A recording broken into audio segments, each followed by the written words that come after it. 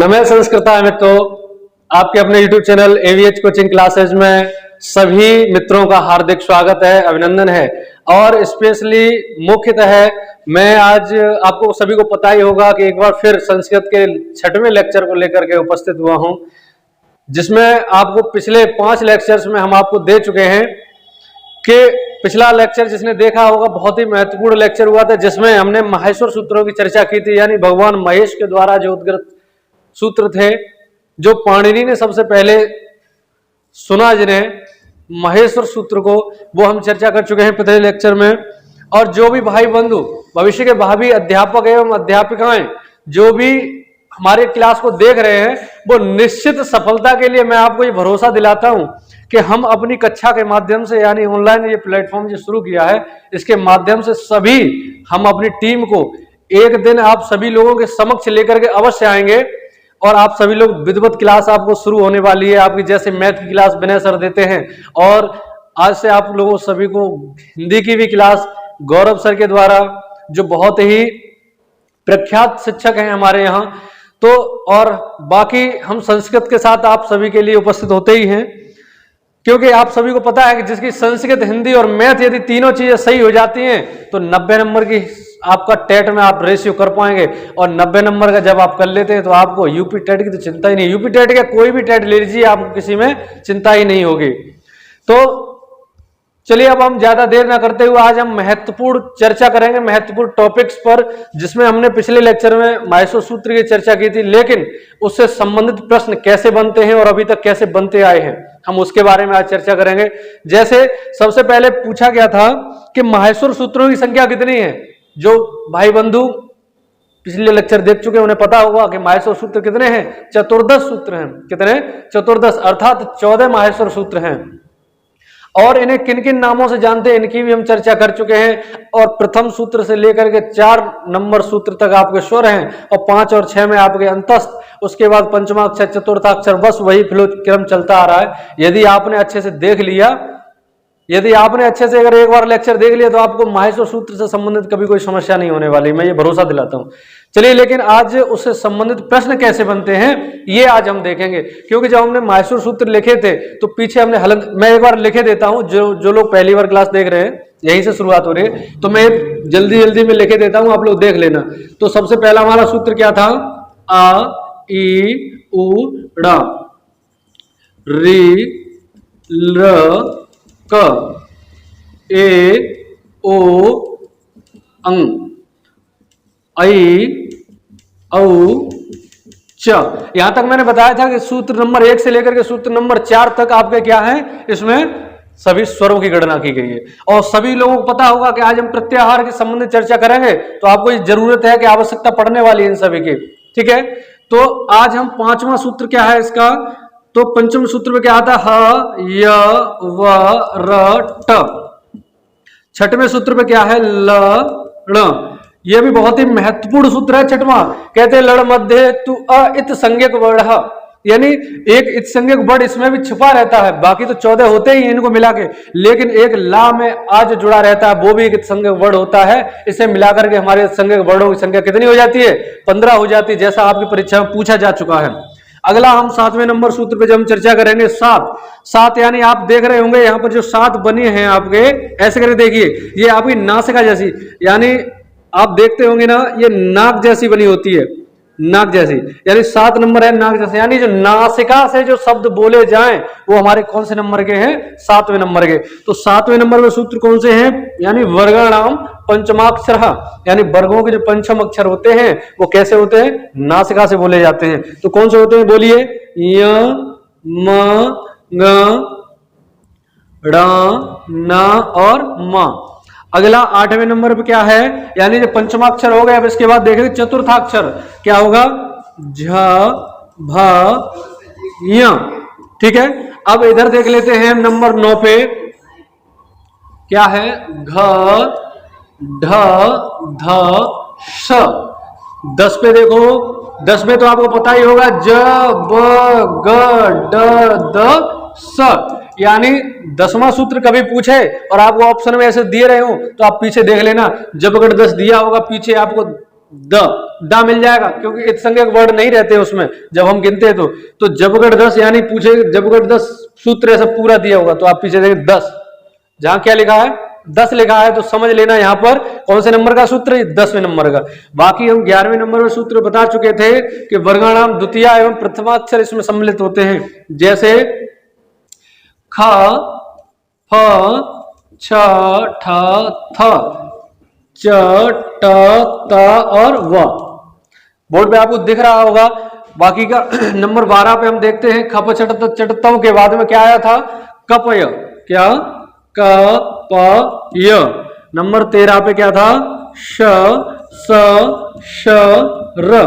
Number 14 पे आप सभी को पता होगा कि जब अंतिम वाला सूत्र होता है तो पूरी समस्या ही समाप्त हो जाती है, समस्या हल हो जाती है। यानी 14वां सूत्र क्या है, हल, जिसे हम क्या कहते हैं, हल। लेकिन आपको पता होगा कि आपकी संस्कृत वर्णमाला यानी व्याकरण में एक सूत्र रहता है जिसे एक प्रत्याहार रहता है जिसे कहते हैं हल। क्या कहते हैं, हल कहते हैं। तो आज हम सिर्फ स्पेशली प्रत्याहारों पर चर्चा करेंगे, इसलिए मैंने फास्ट लिख दिया है क्योंकि मैं पिछले लेक्चर में इनको विस्तृत और बहुत ही अच्छे से समझा चुका हूं। आप एक बार देखें बस। इसकी पिछले वाले लेक्चर की यदि आपको नहीं मिला है तो मैं इसके डिस्क्रिप्शन में आपको लिंक मिल जाएगी, आप जाकर के देख सकते हैं। वाकई का आज हम चर्चा किसकी करने वाले हैं, किसकी करने वाले हैं, प्रत्याहार की। किसकी, प्रत्याहार। अच्छा, प्रत्याहार होता कैसे है? सबसे पहले सभी मित्रों को और जो सहपाठी जो हैं वो पूछ लेते हैं, उनके मन में ये प्रश्न रहता है, सर ये नया शब्द आया, प्रत्याहार कहते कैसे हैं, यानी प्रत्याहार किसे कहते हैं? तो आप एक शब्द मैं भी आपको लिखा भी दूंगा। प्रत्याहार वो होते हैं जिनको, यानी किसी भी बात को मुझे कहना है लेकिन कम से कम शब्दों में अधिकतम बात कही जाए, उसे हम क्या कहते हैं, प्रत्याहार कहते हैं। प्रत्याहार का एक अर्थ भी रहता है शाब्दिक, तो उसे कहते हैं संक्षेपीकरण करना, यानी संक्षिप्त करना, छोटा करना। जैसे मान लीजिए मैं पिछली बार भी बता चुका हूं, जैसे किसी का नाम क्या है, प्रमोद कुमार नाम है, क्या कर देते हैं, पीके कर देते हैं, ठीक है ना, पीके। अब किसी का नाम क्या है, कुमारपाल नाम है, तो क्या कर देंगे, केपी, ठीक है। इसी प्रकार प्रधानमंत्री को क्या कहते हैं, पीएम कर देते हैं। बस वही सिस्टम है कि पूरे एक वर्ड को ना कह के हम छोटे शब्द में उसे संक्षेपित कर दें, उसे हम प्रत्याहार कहेंगे। बिल्कुल आपको बिल्कुल हिंदी की तरह समझा देंगे। तो प्रत्याहार ये तो आपको समझ में आ गया कि यानी अधिक से अधिक, यानी कम से कम शब्दों में अधिकतम बात कही जा सके, उसे हम क्या कहते हैं, प्रत्याहार। चलिए, लेकिन प्रत्याहार में हमें प्रश्न ये से नहीं, प्रश्न ये बन जाता है कि प्रत्याहार में किस उपसर्ग, किस धातु, किस प्रत्यय का प्रयोग हुआ है, तो वो हम देखेंगे। तो प्रत्याहार में जब हम देखेंगे तो प्र उपसर्ग, क्या, प्र उपसर्ग और प्रति धन आंग, यानी प्रति उपसर्ग है और आंग, ठीक है, और है प्रतिधन आंग धन ह्र, और यहां पर ये धातु है, ये दोनों तो उपसर्ग हो, प्रतिधन आंग धन ह्र धन घय प्रत्याहार। कौन सा प्रत्यय रहेगा, घय प्रत्यय, घय प्रत्यय, यानी प्रतिधन आंग धन ह्र धन घय। तो इसमें क्या रहता है, आगे प्रति और आंग जो आपके दो उपसर्ग हैं, क्या है, उपसर्ग हैं, और ह्र आपकी क्या है, ये धातु है आपकी, क्या धातु है, जिसे हम क्या कह देते हैं, क्रिया कहते हैं, और घय आपका क्या है, ये प्रत्यय है। इसे आप बहुत अच्छे से नोट भी कर सकते हैं कि प्रत्याहार में किस उपसर्ग, किन धातु और किस प्रत्यय का प्रयोग हुआ है, तो कहेंगे प्रत्याहार प्रतिधन आंग धन ह्र धन घय प्रत्यय। क्या है, घय प्रत्यय हमारा, ह्र धातु है और प्रति और आंग दो उपसर्ग है। आपको पहले ही बता चुका हूं, शुरुआत के लेक्चर में बताया था मैंने कि आवश्यक नहीं है कि आगे कोई उपसर्ग हो ही हो, और यह भी आवश्यक नहीं है कि आगे एक ही उपसर्ग हो। कभी कभी दो भी उपसर्ग हो जाते हैं और कभी कभी एक भी नहीं रहता। जैसे मैंने आपको बताया था, कारक जब शब्द बनाते हैं तो कारक में क्र धातु और अड़ोल प्रत्यय रहता है सीधा, क्योंकि उपसर्ग आवश्यक नहीं है लेकिन प्रत्यय आवश्यक होता है। तो हमने यहां क्या देखा, प्रत्याहार बनाने के लिए इसमें प्रत्य और आंग दो उपसर्ग है, ह्र धातु और घय प्रत्याहार, घय प्रत्यय है। तो इसकी यदि हम शाब्दिक यदि हम परिभाषा लिखते हैं तो हमने क्या कहा था कि कम से कम शब्दों में, कम से कम शब्दों में अधिकतम बात कही जा सके, अधिकतम बात या अधिकतम शब्द, ठीक है ना, यानी कम से कम शब्दों में अधिकतम शब्दों को एक बार में कहा जा सके, यानी कम से कम शब्दों में अधिकतम बात कही जा सके,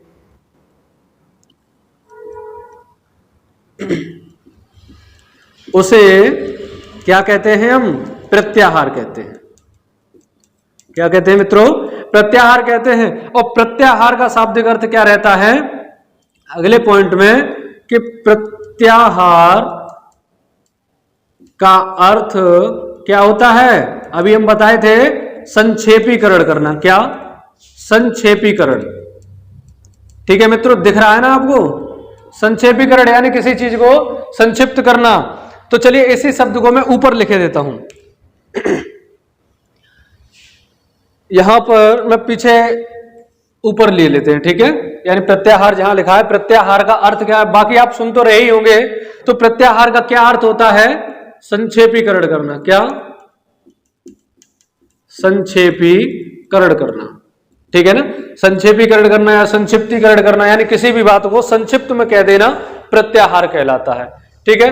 अब यहां पर हमने प्रत्याहार के बारे में चर्चा तो कर ली, लेकिन अब हमारी बहुत ही इंपॉर्टेंट बात यह रहेगी कि प्रत्याहार होते कौन से हैं, प्रत्याहार बनते कैसे, प्रत्याहारों की संख्या कितनी है, ठीक है, और इन प्रत्याहारों को और किन किन नामों से, यानी कौन कौन से प्रत्याहार का प्रयोग कहां कहां प्रयोग हुआ है अधिकतम, और जो आवश्यक प्रत्याहार है वो मैं आप लोगों को साथ शेयर करने यानी नोट कराना चाहता हूं, वो आप लोग देख, और इसका आप स्क्रीनशॉट लेते रहिए और नोट भी कर लेना। बहुत ही ऐसे समझ के चलिए, ये आपके लिए बहुत ही रामबाण औषधि की तरह कार्य करेगा ये लेक्चर, क्योंकि सबसे महत्वपूर्ण बात तो यही रहती है, पूछ लेता है कि प्रत्याहार में कौन सा धातु लगा हुआ है।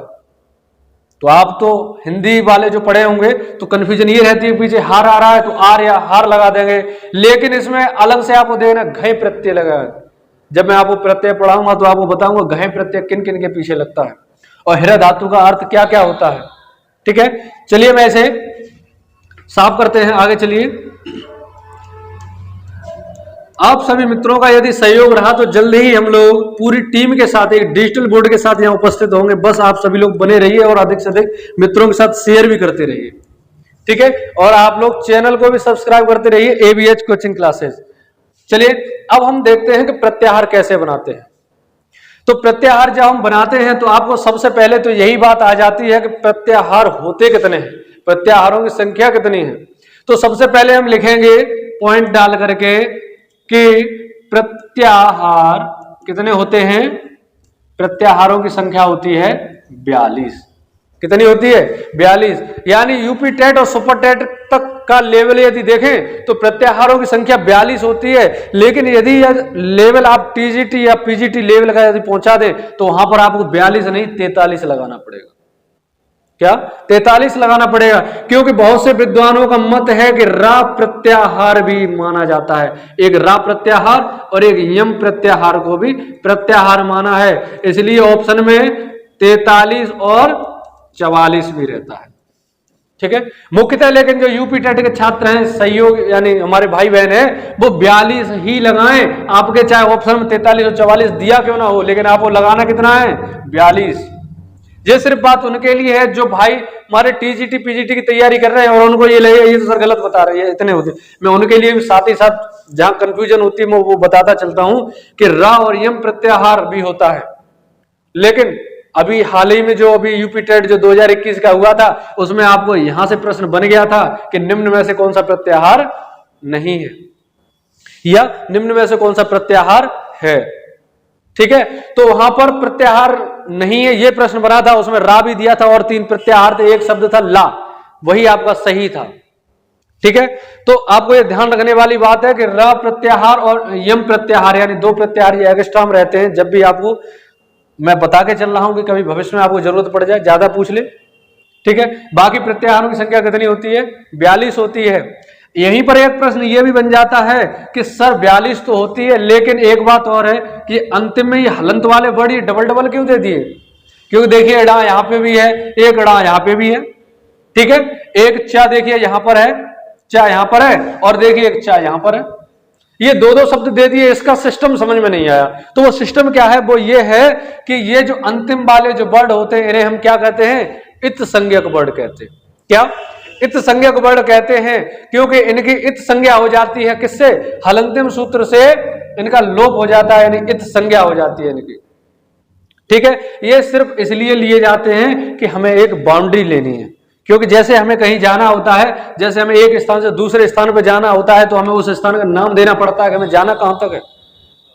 ठीक है, मान लीजिए हमें आगरा से दिल्ली जाना है, तो हमें रास्ते में चाहे कितने प्लेटफॉर्म पड़े हमें मतलब नहीं है, हमें सीधा वहीं पे जाकर रुकना है। कहां पे, ड़ा पे। तो हम क्या कहेंगे, आ ई उ ड़ा। लेकिन ये अड़ प्रत्याहार ना होकर के, अड़ प्रत्याहार में 3 भी वर्ड होते हैं, अड़ प्रत्याहार में और 13 भी वर्ड आ जाते हैं, लेकिन उसकी चर्चा आगे करेंगे। तो यहां पर यह रहता है कि प्रत्याहार हम कैसे बनाएं। सबसे पहले मैंने प्रत्याहार की चर्चा की थी कि स्वरों को हम क्या कहते हैं, अच कहते हैं। ठीक है ना, संस्कृत में ये बहुत अच्छी बात है कि आप पूरी वर्णमाला ना पढ़ करके केवल आप पूछ ले कि स्वर कितने होते हैं, यानी स्वरों को क्या कहते हैं, तो आप कह देंगे अच। क्या कह देंगे, अच कह देंगे। तो अच प्रत्याहार हमें बनाना है। आपको एक बार प्रत्याहार बनाना देख लीजिए। देखिए अब हमें कहां से कहां तक जाना है, मैंने आपको ये बाउंड्री लाइन दे दी, यानी आ से लेकर के कहां तक जाना है, चा हलंत तक जाना है, यानी जहां पे चा हलंत है वहीं तक जाना है। ऐसा नहीं है चा तो आगे भी है, तो पूरा समेटते फिरो। तो हमें कहां तक जाना है, यानी आ से लेकर के, यानी आगे वाला वर्ड हमें यह इंगित करता है कि हमें स्टार्ट कहां से करना है, चलना प्रारंभ कहां से करना है। तो हम आ से प्रारंभ करेंगे और अंतिम वर्ड कहां, चा तक जाएंगे। वो भी कौन सा चा, जो हलंत होगा, यानी इत संज्ञक वर्ड होगा। तो आप यहां पे देखेंगे कि आ ई उड़ा री ल का ए ओंग आई ओ चा। तो यहां पर देखेंगे आपका वर्ड कौन सा आया है, चा। तो हमने कहा था कि हमें जहां से प्रारंभ करना है, जहां तक जाना है, सिर्फ हमें वहीं रुकना है। बाकी इत संज्ञक वर्ड ये भी आए, ये भी आए, ये भी आए, हमें इससे कोई मतलब नहीं, कोई परवाह नहीं। हमें केवल जहां से हमें प्रारंभ करना है वो, और जहां हमें जाना है वहां तक। ठीक है, तो अब सर गिनती कैसे करेंगे, आज तो 9 होते हैं, यहां तो ज्यादा हो रहे हैं। जब हम गिनती करेंगे तो एक बात हमने आपको बता चुके हैं पहले भी कि इत संज्ञक वर्डों को हम काउंट नहीं करते हैं, यानी इत संज्ञक वर्डों को हम गिनती में नहीं रखते हैं। जैसे अच को जब हम लिखते हैं तो इसमें वर्डों की संख्या कितनी आती है, 9। कौन कौन से होते हैं वो स्वर, जैसे आ, ई और उ। यानी हमें इसको नहीं लेना, यहां तक हमें जाना ही, जब हमें यहां तक जाना होता तो हम इसको लेते वो भी नहीं, केवल हम बाउंड्री बस पहचान के लिए लगाते।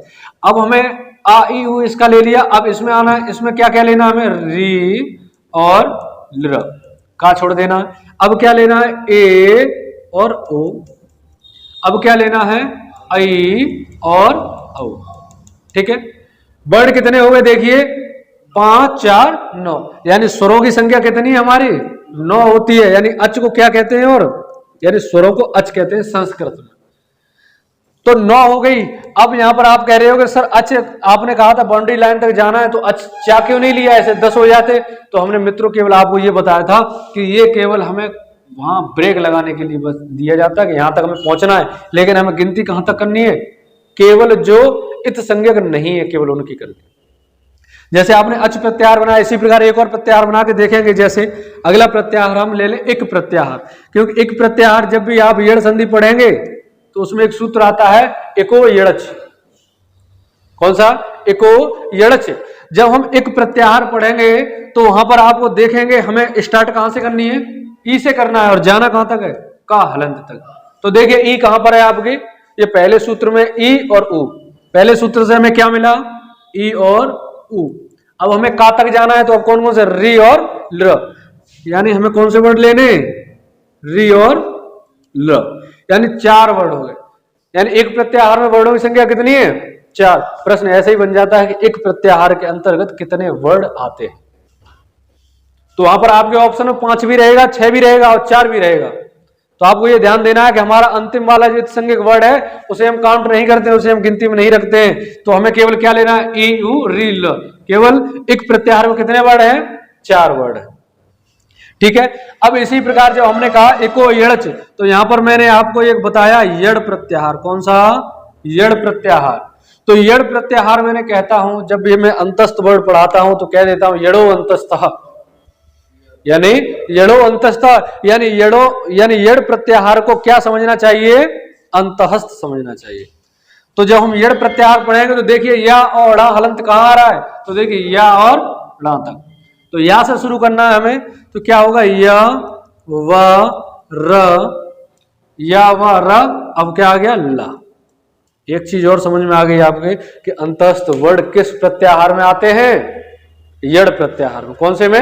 यड़ प्रत्याहार में। यहां मैं आपको 42 प्रत्याहार पूरे तो नहीं करा रहा, केवल जो इंपॉर्टेंट महत्वपूर्ण प्रत्याहार है वो बना के बताऊंगा, बाकी को आपको खुद बनाने होंगे।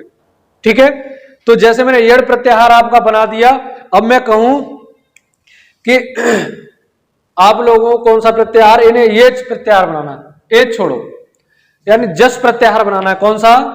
जस प्रत्याहार। ये आपने नोट कर लिया होगा, नोट कर ले और स्क्रीनशॉट लेते भी रहे। मान लीजिए अब हमें एक जस प्रत्याहार बनाना है। कौन सा? जस प्रत्याहार बनाना है, क्योंकि जस प्रत्याहार में वर्गणम तृतीय अक्षर, यानी वर्गों के तृतीय अक्षर किस प्रत्याहार में समाहित होते हैं? जस प्रत्याहार में। तो कहां से चलेंगे? स्टार्ट पॉइंट जा से। जाना कहां तक है? सा तक जाना है। तो देखिए 10वें नंबर के सूत्र में आता है ज ब ग ड द। क्या आता है? जब गढ़। केवल कितने वर्ड आएंगे? 5 वर्ड आएंगे। ये आप लोगों को ध्यान रखना है। इसी प्रकार और भी बहुत ही महत्वपूर्ण जो प्रत्याहार है वो मैं आपको नोट किए दे रहा हूं, आपको खुद बनाने हैं। आप यदि समझ गए हैं और यदि आपने बना लिया तो मैं आपको बहुत ये समझूंगा कि आपकी समझ में आ रहा है पूरा मेरा समझाया हुआ। तो जैसे आपको एक सबसे महत्वपूर्ण ये प्रत्याहार कौन सा रहता है? जैसे मैंने अच बता दिया, तो अच प्रत्याहार में क्या आते हैं? अच में सभी स्वर आते हैं। ठीक है, स्वर आते हैं। अब अगला मैंने देखिया एक प्रत्याहार होता है आपका हल प्रत्याहार। कौन सा? हल। महत्वपूर्ण जो प्रत्याहार है वही बता रहा हूं, यानी हल प्रत्याहार है। तो हल प्रत्याहार में आपके क्या आएंगे? सभी व्यंजन वर्ड आएंगे। ठीक है, यानी पूछा जाए तो संस्कृत में व्यंजनों की संख्या कितनी है? 33, और स्वरों की संख्या 9, यानी 33 और 9 42। प्रत्याहार कितने? 42। बस ऐसे आप एक फ्लो में याद कर लीजिए कि व्यंजन 33, स्वर 9, 33 और 9 42, यानी 42 हमारे वर्ड है संस्कृत में, और प्रत्याहार भी कितने? 42 है। यानी हल कर लिया। अब आपसे कोई कह दे कि संस्कृत में आपको पूरी वर्णमाला सुनानी एक ही शब्द में, क्या कहना है? यानी ABCD, यानी एक अंग्रेज से कह दिया जाए भाई आप अपनी वर्णमाला सुनाओ, तो वो कहेगा ABCD, जब तक वो Z तक जाएगा। अब हिंदी वाले से कह दे आप सुनाओ, तो वो भी करेगा ऐसे पढ़ाएगा। लेकिन यदि संस्कृत का कोई विद्वान होगा और संस्कृत की जानकारी होगी तो वो कह देगा अल। आप भी नहीं समझ पाए होंगे अल। मैं कह रहा हूं केवल प्रत्याहार बोल दिया मैंने अल, मतलब क्या है? अल यदि आपने बोल दिया तो समझ लो पूरी वर्णमाला खत्म। यानी आ से लेकर के है वर्ण, यानी सक्षर के हल तक, यानी 14वें सूत्र तक ला ले लेते हैं। ये आ और ये ला। ठीक है, तो अल में क्या रहती है आपकी? संपूर्ण वर्णमाला। क्या रहेगी? संपूर्ण वर्णमाला किस प्रत्याहार में रहती है? अल प्रत्याहार में। ठीक है, इसके बाद में मैंने अभी आपको यड़ प्रत्याहार बताया था। यड़ में क्या होते हैं? यड़ में अंतःस्थ वर्ड होते हैं, अंतःस्थ वर्ड। उसके बाद में एक प्रत्याहार रहता है सल प्रत्याहार। ये आप लोग खुद बनाने का प्रैक्टिस करना। यानी मैंने या से लेकर ड़ा तक जाना है, तो अब सा से लेकर ला तक जाना है। जहां से प्रारंभ वाला वर्ड यहां से लेना है, अंतिम जहां हलंत वर्ड होगा इत संज्ञक वहां तक जाना है। तो यानी सल प्रत्याहार जब बनाना है तो सल में क्या वर्ड होंगे? ऊष्म वर्ड। कौन से वर्ड आएंगे? ऊष्म वर्ड आते हैं।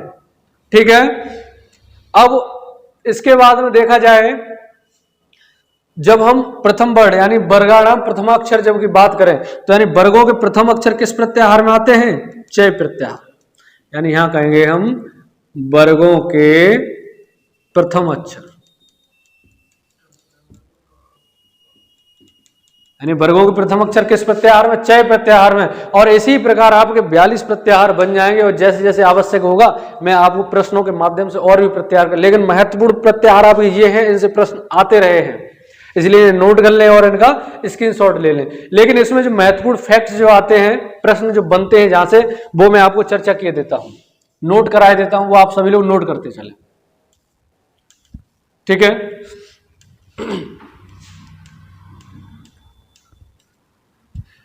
ये बनता है, पूछ लेता है कि संस्कृत व्याकरण के अंतर्गत इत संज्ञक वर्णों की संख्या कितनी होती है।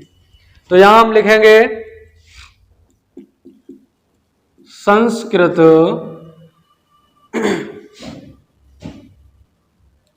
माहेश्वर सूत्र, यानी माहेश्वर सूत्र में इत संज्ञक कितने हैं, इत संज्ञक कितने हैं। तो आप सभी लोग बताएं कितने हैं। मैंने कहा था कि प्रत्येक सूत्र के पीछे जो अंतिम वाला वर्ड हलंत वाला रहता है वो इत संज्ञक वर्ड होता है, यानी इत संज्ञक वर्डों की संख्या कितनी होती है, 14 होती है। कितनी होती है, 14 होती है। लेकिन यदि यहीं पे प्रश्न यदि 14 नहीं दे करके 15 भी दे दे तो वहां पर आपका 15 सही होगा। वो कैसे, मैं अभी आपको बताया था कि लड़ एक सूत्र है, लड़, तो मैंने कहा था लड़ मध्य तु अ संज्ञक वर्ण, यानी लड़ प्रत्याहार के अंतर्गत, यानी जो ला है उसमें जो आ है, लाम का जो आ है वो भी इत संज्ञक वर्ण हो जाता है। ठीक है, इस प्रकार मिलाकर कितने प्रत्याहार हो जाते हैं, वो इत संज्ञक वर्ण कितने हो जाते हैं, 15 हो जाते हैं। लेकिन महत्वपूर्ण यही है कि ज्यादातर यही प्रश्न बनता है। वो लेवल ज्यादा अगर करना होगा हाई तो 15 ही पूछ लेगा। तो पूछ लेगा संस्कृत माहेश्वर सूत्र में इत संज्ञक वर्णों की संख्या कितनी है, 14।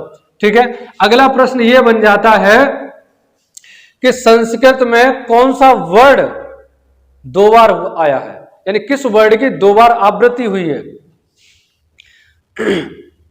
तो यहां लिखेंगे माहेश्वर सूत्र में, माहेश्वर सूत्रों में किस वर्ड की आवृत्ति, क्या आवृत्ति 2 बार हुई है। कितनी बार हुई है, 2 बार हुई है। तो कौन सा वर्ड है, तो वो वर्ड आपका कौन से हैं, हा वर्ड। आवृत्ति हुई है, केवल मैं वर्ड की बात कर रहा हूं यहां पे। तो किस वर्ड की आवृत्ति हुई है, एक आपका हयवरट में हा है और वही उधर आपका हल में भी हा है, लेकिन इसकी गिनती एक ही बार होती है। ऐसा नहीं करना कि हयवरट का हा भी ऐड कर लो आप और हल का भी हा कर लो। यदि आप इसको भी जोड़ लेंगे तो 43 वर्ड बन जाएंगे सभी, नहीं तो बाकी कितने होते हैं, 42 होते हैं। ठीक है, ये ध्यान रखना। तो हा वर्ड की आवृत्ति कितनी बार हुई है, 2 बार हुई है। अब यहीं पर यही प्रश्न थोड़ा सा ध्यान देने वाली बात है कि किस वर्ड की, यही माहेश्वर सूत्रों में, ठीक है ध्यान रखना, माहेश्वर सूत्रों में किस इत संज्ञक वर्ड की, किसकी, किस इत संज्ञक, किस इत संज्ञक वर्ड की आवृत्ति 2 बार हुई है। यह भी प्रश्न आया हुआ है। तो किस इत संज्ञक वर्ड की आवृत्ति 2 बार हुई है, तो आपको पता होगा कि इत संज्ञक वर्ड एक अड़ा वर्ड ऐसा था जिसकी आवृत्ति 2 बार हुई है। यानी पहले सूत्र में आयुड़ा में ड़ा है और लड़ में, यानी छठवें सूत्र, यानी 5वें सूत्र, छठवें सूत्र में भी लड़ में भी ड़ा है।